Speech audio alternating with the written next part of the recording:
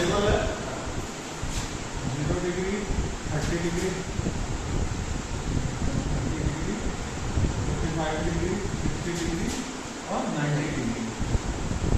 ठीक है, अब देखिए यहाँ पे साइन, कॉस, टेन, कॉट, सेक, कॉसेक। ठीक है, इसकी वैल्यू हमको फाइंड करनी है। तो टेबल याद करने में बहुत दिक्कत होता है, तो हम इसको इजी वे में याद करेंगे, हिंदी में पढ़ेंगे इसको।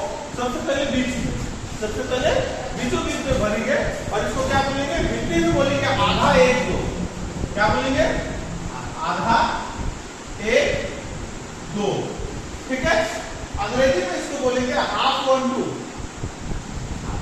हिंदी में आधा एक दो और अंग्रेजी में हाफ वन टू। ठीक है, याद रहे सारी वैल्यू अंडर रूट के साथ होंगी। ठीक है, तो यहाँ पे 2 हमारा क्या हो जाएगा, अंडर रूट 2। 1 में अंडर रूट लगाएंगे तो भी वो हमारा हट जाएगा रूट 2। ठीक है, ये 45 डिग्री का हमारा वैल्यू डिनोमिनेटर में ही लगेगा रूट, नहीं सब में लगेगा, लेकिन 1 में क्या है, 1 में रूट कितने बार भी लगाए उसका वैल्यू क्या आएगा, 1 आएगा, इसलिए 1 में नहीं लगाएंगे। ठीक है, 1 से इसलिए हटाएंगे।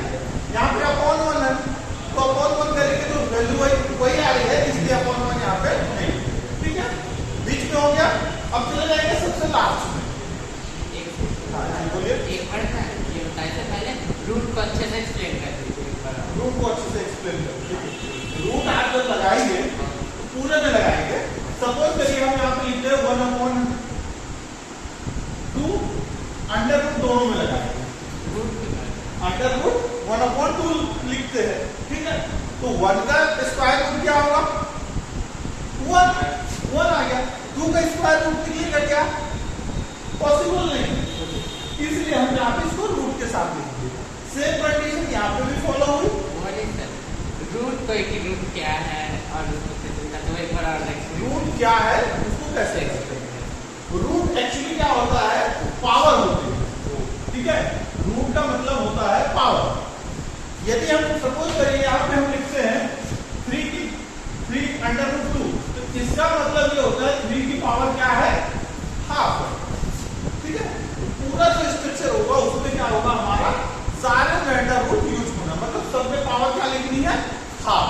तो हाफ को हम अंडर रूट से दिखाते हैं। ठीक है, अगर सपोज करिए यहाँ पे होता 3 की पावर 3, तो हम क्या लिखते हैं, यहाँ पे 3 कर देते हैं। ठीक है, तो root that means power, power half power that means root. Clear, अगर हाफ से ज्यादा जैसे 3 हाँ 3 है, 1/3 है तो पावर रूट की पावर 3 हो जाएगी। 1/4 है तो रूट की पावर 4 हो जाएगी। 1/5 है तो रूट की पावर 5 हो जाएगी। और सॉल्व करना मतलब इसे रूट हटाने के लिए आपको। ठीक है, तो रूट बेसिकली हटता कैसे है इसको समझ लीजिए।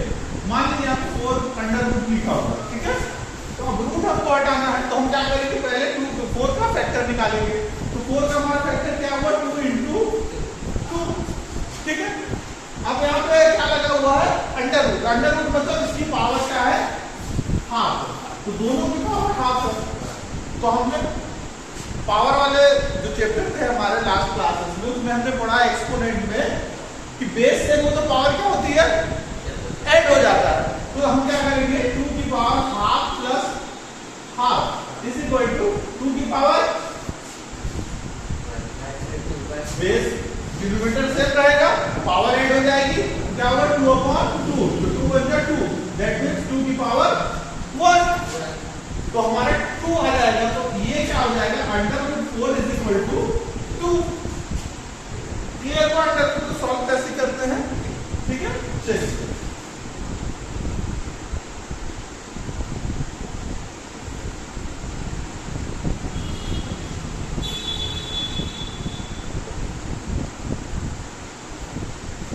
अब हम यहाँ वापस आते हैं। ठीक है, ये क्लियर हुआ, सिंपल सा फंडा। बीच में लेना है हाफ 1/2, हिंदी में आधा एक को, अंग्रेजी में हाफ 1/2, हाफ 2 टाइम्स 1 2 टाइम्स और 2 2 अंडर रूट के साथ। ये लास्ट में चलते हैं। लास्ट में हमको याद रखना है, क्या याद रखना है, 10 80 81। क्या याद रखना है बताइए, 10, 80, 81। हिंदी में इसको बोलेंगे 10, 80, 81। ठीक है। और वो 8 जो देते हैं उधर काट देते अब यहाँ ध्यान देने वाली थोड़ी चीज है, 8 जो हम बोल रहे हैं ये इनफिनिट लिखे हैं थोड़ा सा याद करने के पर्पज से, बट यहाँ पे इसका मतलब इनफाइनाइट नहीं होता है, इसका मतलब होता है अनडिफाइंड। Undefined, clear? इसका मतलब क्या होगा? अनडिफाइंड। ठीक है, इन दोनों जगह पे इसका यूज हुआ है, इसका मतलब होता है अनडिफाइंड, मतलब अनिर्धारित।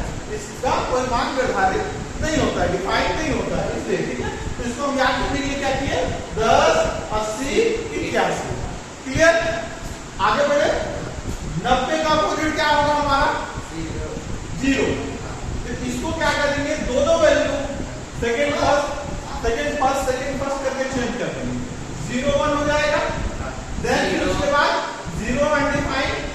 ठीक है, इसको इसी से इंडिकेट कर देते हैं, और फिर 1 अनडिफाइंड। क्लियर? ये हमारे 3 कॉलम में हमारे वैल्यू आ गई। क्लियर? अब उसके बाद चलते हैं 30 डिग्री में आएंगे, तो हम यहाँ पे करेंगे क्या? 1, 4, 3, 4। ठीक है, हिंदी में इसको बड़े इस तरीके से याद कर सकते हैं, 1, 4, 3, 4 कर भाग।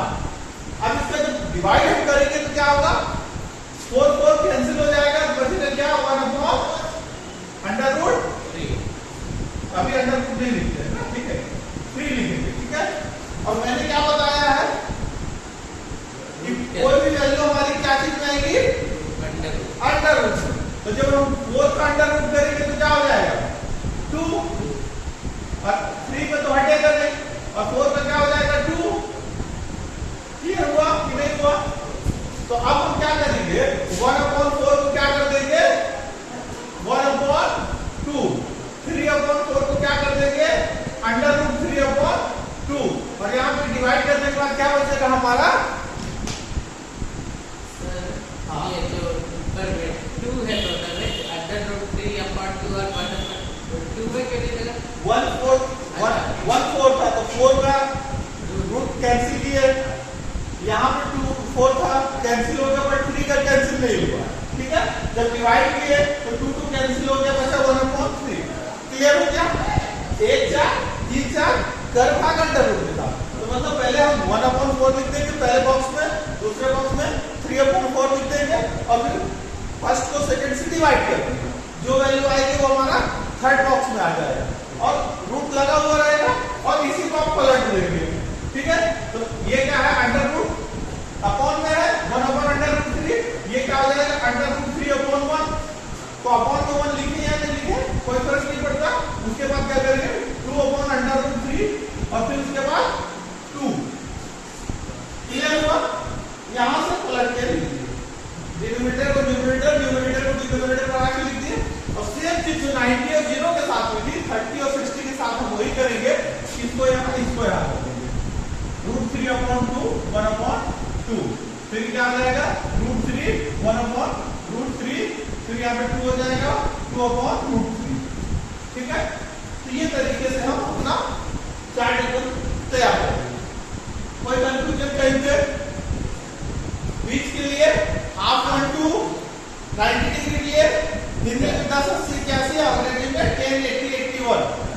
ठीक है, और फिर उसके बाद 30 डिग्री के लिए 1, 4, 3, 4 कर भाग √रूट के साथ, और उसके बाद पलट के इंटरचेंज करके वैल्यू को लिख दीजिए। ठीक है, क्लियर हो गया? अब याद रखने का एक और तरीका बता रहे हैं। अभी तो मान लीजिए अगर आपने 2-4 बार प्रैक्टिस इसकी कर ली ना, तो आप मुश्किल से 2 से 3 मिनट लगेंगे आपको। जब भी आपका एग्जाम होगा तो रफ पेपर में आप इसको बना सकते हैं। ठीक है,